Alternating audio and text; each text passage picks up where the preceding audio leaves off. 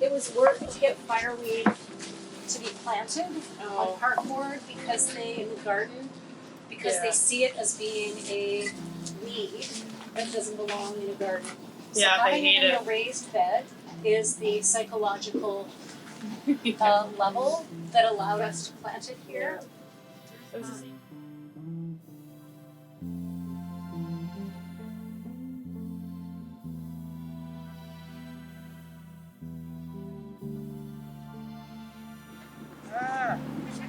Just touch them and they explode. Yeah, I think the southern side there is getting just that much hotter. Oh, look at the bubbles in here.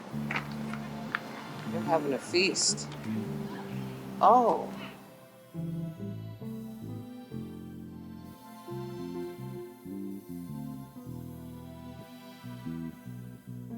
And they're so much easier to pull out this way than when it's like already poofed and you're trying to that's just kind of like crazy making.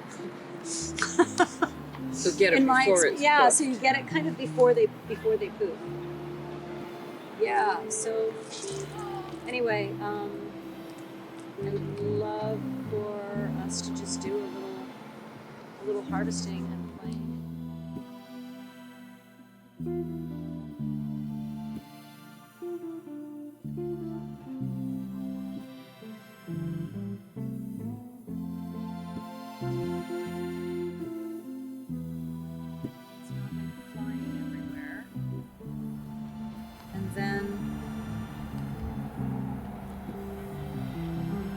Are not doing sticking, what you want. not it's doing so what I want hot. tonight. That's why.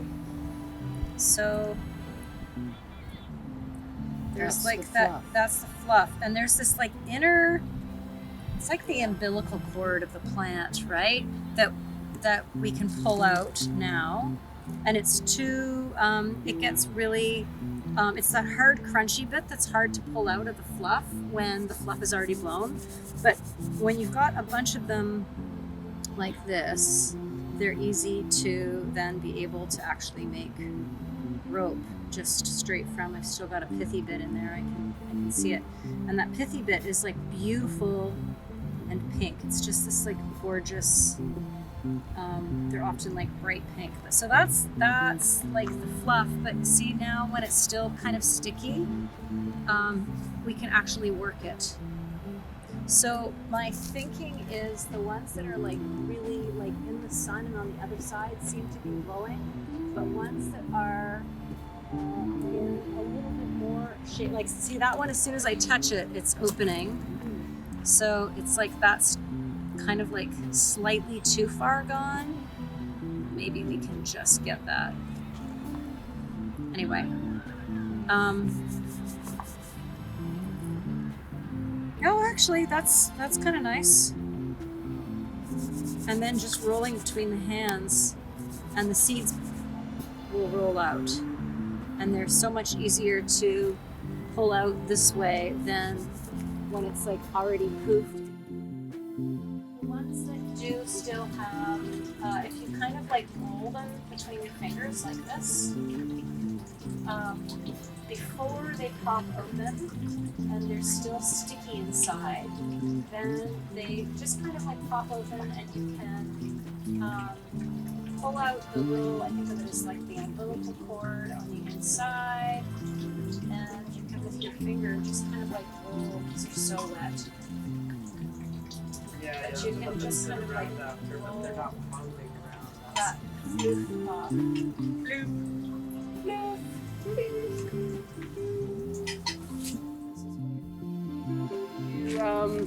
I imagine the stalk as well. I mean, you can ask Sharon, but the flowers and the leaves are used for kidney. Okay. And we store our emotions in our kidneys, so it actually, when you're really emotional, especially when you lose somebody suddenly, this is a medicine that helps you process that loss. Yeah. And then we use the flowers for dyeing stuff, and the leaves too. Do we use the stalk of goldenrod? For dye? No, for like, do they work the same way as the? You know what? I don't feel like there is a fiber. It would be worth trying, though, wouldn't it? I'd be really keen. You'll get a lot this year in this on the other side. Yeah, Would you yeah. combine goldenrod with Oregon grape bark to make the yellow? Oh, with Oregon grape bark. Mahonia. Well, the Mahonia is berberine. Is that like bright lemon yellow or green yellow? Yeah. And this is flavonoid, which is a real gold yellow.